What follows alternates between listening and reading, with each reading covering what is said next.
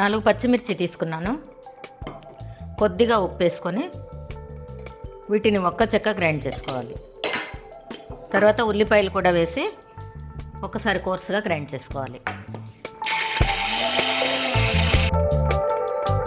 ఇప్పుడు ఈ ఉల్లిపాయలు కూడా ఇందులో వేసేసుకొని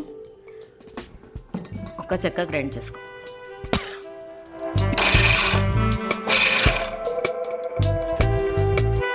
ఇలా ఉంటే సరిపోతుంది.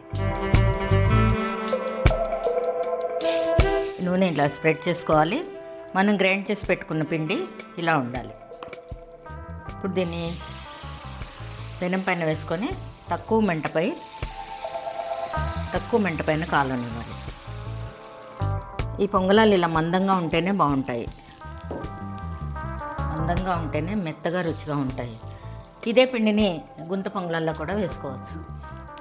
ఇలా తొందరగా అయిపోతుందని నేను ఇలాగే వేస్తాను. ఇట్లా కింద వేగిందో లేదో చూసుకొని తీసేసేయాలి.